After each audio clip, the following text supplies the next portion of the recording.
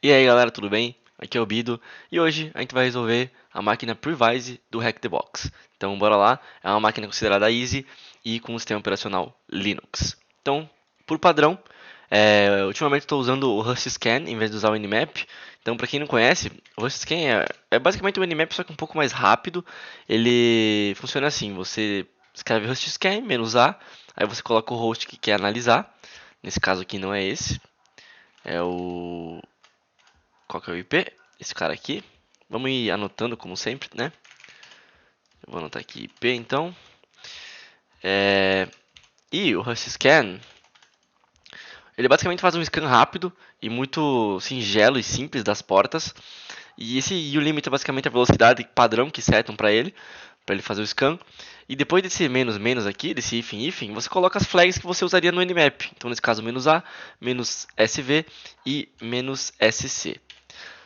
Como ele é muito rápido, ele já retornou para nós aqui que a porta 22 e a porta 80 estão abertas. E agora, quando ele checa as portas abertas, ele vai fazer o uso dessas flags em cima desses resultados. Então vamos colar aqui, que são essas duas portas abertas. Normalmente na porta 22 é o SSH e a gente não tem nenhuma VUM relacionada. Já trouxe o resultado para nós aqui, mas aqui também são só retornos padrões. Não tem nada de mais aqui e de interessante nesse output do Nmap, ok? Então vamos acessar o site. Inclusive, vamos colocar na entrada do nosso etc hosts, né? Esse IP como para salvar aqui, né? Como host previse.htb. Sempre recomendado. Às vezes o site é acessível somente pelo nome do domínio. O proxy está ligado aqui, o burp, perdão. E aqui a gente tem um painel de login normal. Se a gente tentar analisar aqui e fazer um SQL Map, por exemplo, a gente não tem muito sucesso. A gente pode dar uma investigada também no Source Code, a gente não encontrar nada demais. Então, em algum momento a gente vai fazer uma enumeração de diretórios, né, que é padrão. Então, normalmente com o GoBuster.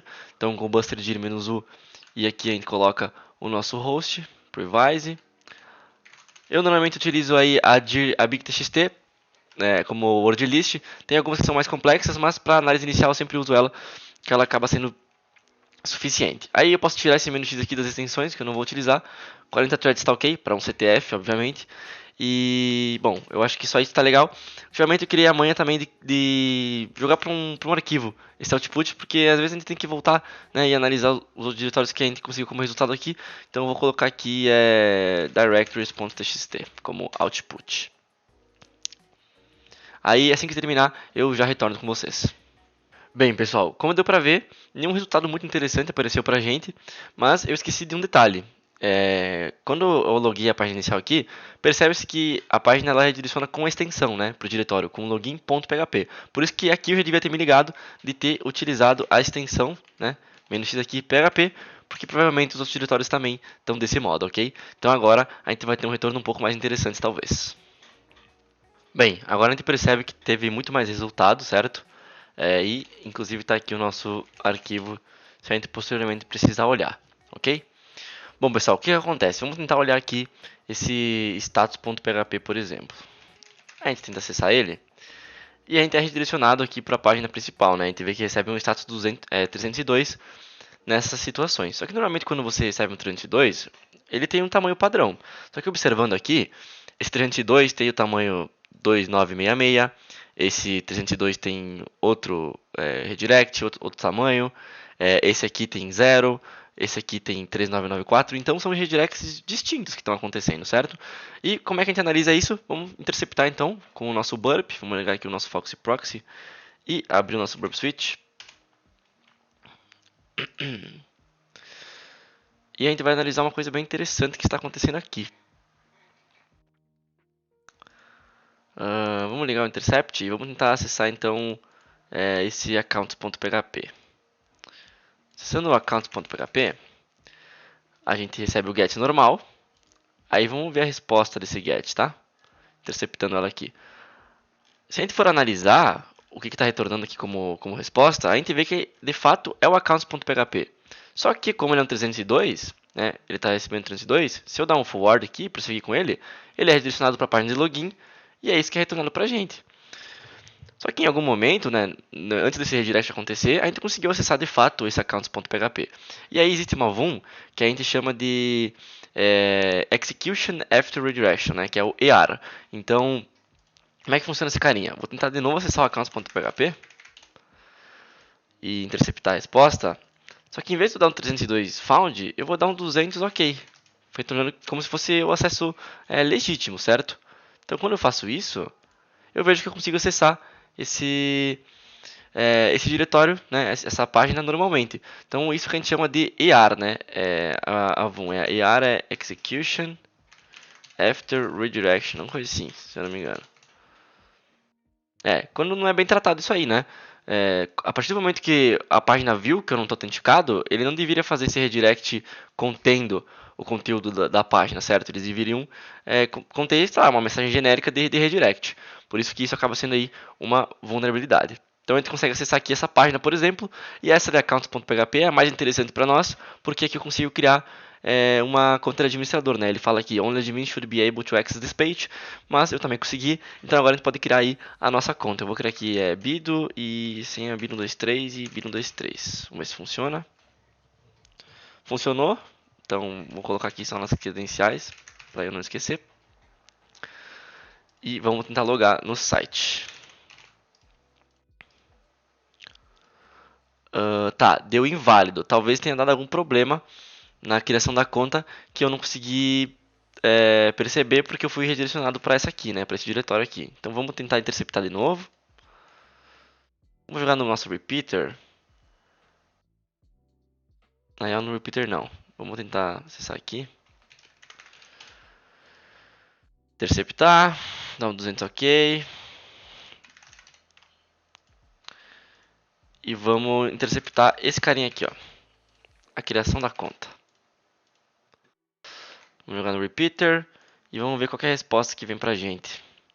Veio um 302, mas vamos ver se tem alguma resposta a respeito da criação. Ó, usernames must be 5 to 32 chars. Se eu botar um 200 aqui, também eu veria essa resposta, né? No site. Então, o meu username tem que ser um pouco maior. Vai ser bido123 então, e bido123 a senha também. Será que ele deixa eu criar com essa senha pequena? Vamos ver. Create user. Interceptar. E vamos ver se ele vai criar. Beleza, conseguimos criar a nossa conta. Então agora a gente pode dar um forward e ir lá para a página de login. E bido123, bido123. Login. Não precisa salvar, obviamente. Forward, forward, forward. E aqui eu posso desligar o intercept. Ok, agora acessei esse painel. Deve ser um painel, né, que contém alguma coisa interessante. Criada pelo malware. Ok. Olhando aqui, né, aos diretórios, eu tenho esse diretório de criação de contas, eu tenho esse diretório de file uploads, de gerenciamento e do meu usuário possivelmente. Aqui não é nada. Beleza. Bom, vamos ver o que tem nesse file aqui, né, nesse site backup.zip. Então vamos baixar ele. Ok, já baixou. Ele baixou como um porque eu tinha esse carinha, né, no... Eu tinha feito, né, o desafio, então obviamente que esse carinha já estava baixado uma vez. Mas tá ele aqui, vamos dar um unzip esse arquivo. E aqui a gente basicamente tem os arquivos que compõem o nosso site, né? Então, a primeira coisa que chama a atenção de nós, com certeza, é sempre o config.php. Normalmente no config.php a gente tem as credenciais que conectam com o banco de dados. Então aqui a gente já consegue coletar um possível usuário para autenticar no SSH ou para autenticar no próprio banco de dados, obviamente. Então, vamos salvar esse cara aqui. Mas como não tem uma porta 3386 exposta, né, do MySQL, a gente não consegue acessar por enquanto. A gente tem que dar um jeito de conseguir uma RCE.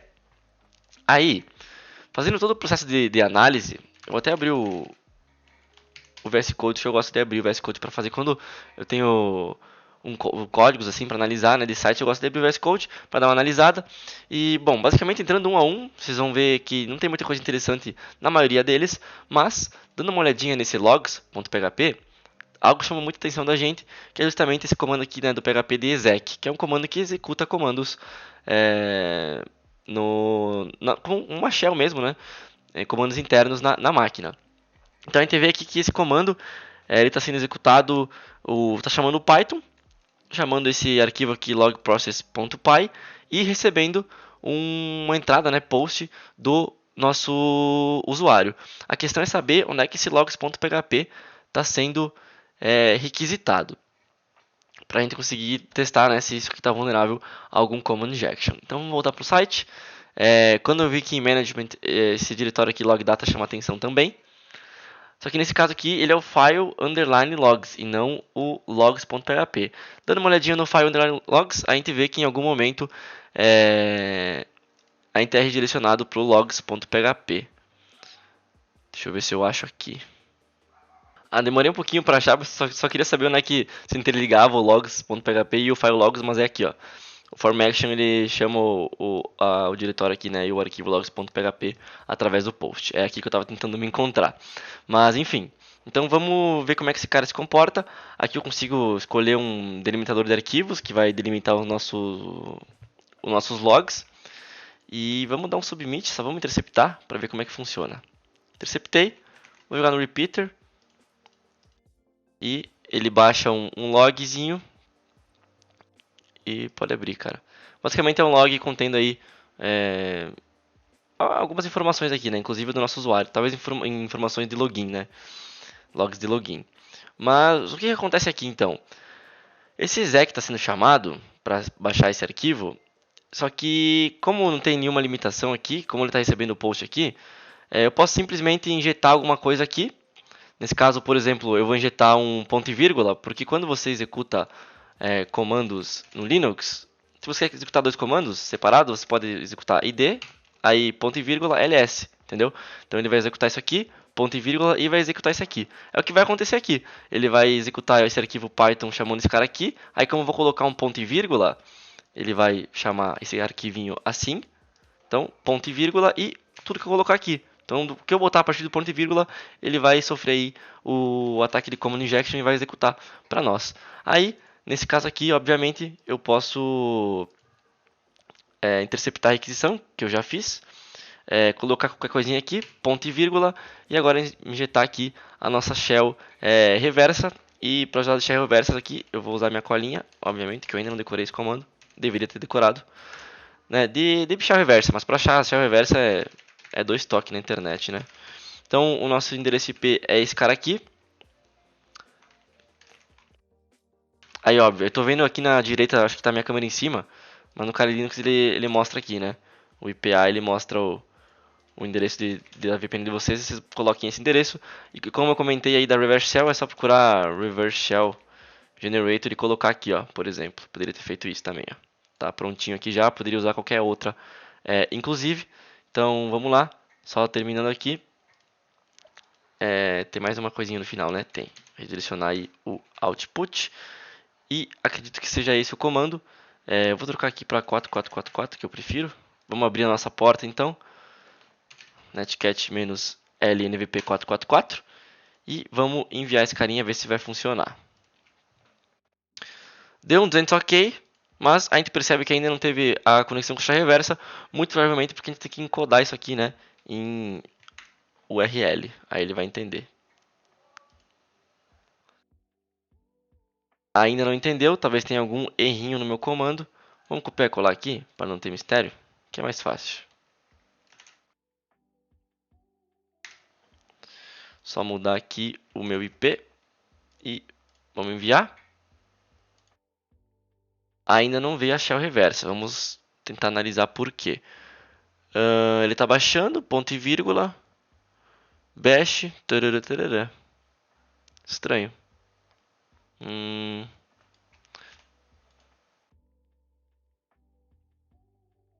Bom, vamos tentar usar outra shell reversa, sem problemas. Talvez seja esse bash aí que não está funcionando. Vamos procurar aí um Python da vida. Vamos só trocar aqui, ó, para o nosso IP. Copiar. Colar aqui. Encodar isso aqui. Com Ctrl U, tá? Com Ctrl U que eu estou usando para fazer isso. Não tinha comentado. E agora não teve resposta, muito provavelmente porque a chave funcionou. Ok, provavelmente aquele payload lá, em específico do chave reverse, não estava funcionando por algum motivo. Mas isso é muito comum de acontecer, né? Você tem que tentar vários aí, porque às vezes um não é aceito. Talvez é porque... Não sei, às vezes depende do sistema, né? Ele não aceita um comando específico. Aqui interceptou alguma coisa. Eu usei aqui o comando export term igual xterm para conseguir dar um clear na tela, né? Que eu sou meio fissurado nisso. E, bem, agora a gente vê que nós temos acesso aí ao usuário www.data. Vamos ver se a gente consegue acessar a nossa flag com esse carinha aqui. No usuário malware. Consegue acessar o diretório, vamos tentar dar um cat na flag. E a gente não consegue. Agora a gente faz o seguinte. Lembra que a gente coletou credenciais do MySQL? Vamos tentar autenticar com esse cara. Então, MySQL menos o root, menos P. E é isso. Vamos dar um enter no password. Copiar esse carinha aqui. E entrar. E deu errado. Por que deu errado? Access denied. Será que é com o usuário malware, não com o usuário root? Vamos tentar autenticar com o usuário malware então aqui. Quando vê, ele mudou a senha, né? Também deu erro. Eu acho que ele está colando um enter a mais. Ah, essa aspas aqui não vai. Perdão, pessoal. Tava inserindo a senha com as aspas que no caso não vai. Então, MySQL menos o root menos P. E agora sim, provavelmente vai funcionar. Beleza, acessamos nosso banco de dados. Vamos dar um show databases para ver quais bancos a gente tem. Opa, show databases. O que chama a atenção de nós aqui é esse Previse, porque os outros são padrões. Então vamos usar ele. Dá um clear na tela. CLS. Não dá. Bom, deve ter um comando para limpar. Ctrl L. Não. Enfim, vamos dar um show tables para ver as tabelas que a gente tem aqui. A gente tem a tabela de accounts e a tabela de arquivos. A tabela de arquivos provavelmente ela contém aqueles arquivos lá que eu baixei, né? Por exemplo, aquele site backup.zip. Então vamos tentar dar um select everything from account e ver o que a gente tem interessante. A gente tem a nossa hash do nosso usuário e a hash do malware. Então vamos copiar aqui o nosso usuário e também copiar essa hash que tem um símbolo estranho aqui que parece um salzinho, um saleiro. Muito provavelmente porque está usando salt, talvez. Né? Não está usando não porque está idêntico aqui no caso. Né? Até está usando, mas é o salt igual para todo mundo, então não faz diferença. Mas vamos anotar aqui então, a nossa hash para tentar craqueá-la. Beleza, agora a gente pode sair aqui do nosso MySQL. Vamos até abrir aqui o nosso diretório do CTF e vamos colocar aqui nano hash e colocar o nosso hash aqui dentro. Certo? Primeira vez que eu tentei craquear esse hash, tentei craquear com o John. Só que com o John, eu não sei porque ele não craqueia, tá? Ele não funciona direito nesse hash específico. Eu vi um pessoal reclamando que teve problema também. Talvez por causa daquele caractere especial, né? Daquele saleiro. Deve ter algum jeito de contornar isso, mas o Hashcat consegue craquear isso. O interessante de usar o John é que ele retorna para nós o tipo de hash que esse cara que é um MD5. Então a gente já pode notar que isso aqui também é um hash MD5. Não precisa salvar. Então vamos dar um exit aqui, né? Um Ctrl. E vamos usar o hashcat. A sintaxe do hashcat é assim, né? Hashcat -A0, que é o -A0 é o para identificar que é um brute force padrão. Aí o -M500, porque o -M500 é o que identifica aí que é um MD5 esse hash. Aí logo em seguida bota o nome do arquivo, hash e a word list que a gente quer utilizar. Então a gente vai dar um enter e deu algum problema? Eu acho que como eu já craqueei, eu posso usar só o menos show hash e eu vou ter minha senha. Eu tenho a minha senha aqui. Foi muito rápido porque eu já tinha craqueado e o Hashcat salvou isso nas configurações internas, né, na memória dele. Mas para você vai demorar um pouquinho mais, provavelmente. Mas esse aqui é o password, então, do nosso usuário. Vamos anotar aqui. E agora, lembra que a porta SSH estava aberta? Vamos autenticar pelo SSH, porque o SSH tende a funcionar sempre melhor do que as shells reversas. Já tem pronto o comandinho aqui também, né? O usuário @ip e o nosso password. Só dar um paste. E autenticamos. Agora é só dar um ls aqui e exibir a flag. Beleza, pessoal? The user é isso. Agora a gente tem que fazer escalar, né, o nosso privilégio. Bom, e para fazer isso, vou dar um clear aqui. Acho que dá até para fechar esse cara. Vamos ver o que a gente tem de bom? Eu posso rodar um limpias, posso fazer uma enumeração manual, mas obviamente eu vou ir direto ao ponto aqui. E normalmente é a primeira coisa que eu faço mesmo, tá? Quando eu vou fazer uma escalação de privilégio. Eu checo o sudo "-l", que é o mais clássico de todos, e fazendo isso, obviamente quando eu tenho a senha, porque eu preciso da senha do usuário, a gente percebe que a gente tem o direito de executar esse arquivo aqui como root, ok? O que já é algo interessante. Só que esse sudo "-l ele está muito pequeno. Normalmente ele tem algumas coisas a mais, né, inseridas nele. A questão é que se eu dar um sudo "-l na minha máquina, por exemplo, eu vejo que, obviamente, eu consigo executar como root tudo, porque eu sou o usuário administrador da máquina, mas normalmente o sudo "-l, né, o etc sudoers, ele tem esses carinhas aqui, ó, que basicamente isso aqui assegura que o path executado como root vai ser sempre o mesmo, o que não é o que está acontecendo aqui. Então, se eu conseguir alguma maneira de explorar esse carinha aqui, eu consigo alterar o path do root para fazer alguma malandragem aí que eu vou mostrar em seguida para vocês, né? Então a questão é a seguinte, vamos ler o que esse carinha faz. Basicamente esse cara ele faz um backup então de alguns arquivos de log com o comando gzip, certo?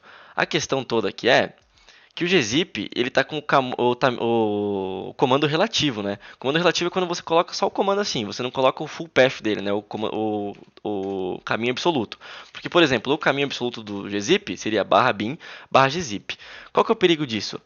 Se eu alterar o path do meu usuário, eu posso criar qualquer arquivo chamado zip, qualquer executável chamado gzip, e executar esse arquivo, esse comando, né, esse comando que eu criei, esse arquivo que eu criei, em vez de executar o /bin /gzip. Porque, enfim, quando você executa um comando, só pelo nome relativo dele, ele vai procurar no path, né, na variável path. Então, esse aqui é o seu path, ele vai procurar primeiro nesse diretório, se o gzip existe, depois nesse, até chegar no momento que ele vai encontrar o gzip em algum lugar, né? Nesse caso aqui ele vai encontrar em /bin, e vai executar ele. Então se eu colocar um pathzinho antes, com esse binário gzip dentro dele, é esse binário que vai ser executável.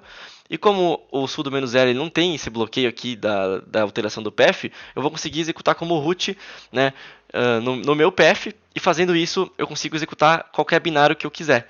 Então qualquer malandragem aqui, vou entrar no diretório temp, só por padrão mesmo, normalmente a gente faz isso. E aqui eu vou criar um arquivo chamado gzip, vou chamar o /bin /bash como interpretador, e aqui eu vou dar por exemplo, um cat /root. Na real, vamos pegar uma shell. Vamos pegar uma shell já, então, para spanar uma shell, a gente dá um bash-i, se não me engano. Fazendo isso, eu dou permissão de execução para esse carinha. Dando permissão de execução para ele, se eu dar um /zip aqui, por exemplo, eu executei criei um bash novo, né? Dá um exe aqui para voltar para o original. Aí a questão agora é que eu tenho que exportar o meu path, assim, ó, eu dou um export path igual. Aí eu coloco o meu diretório, então é o /tmp, e coloco o resto do path. Então eu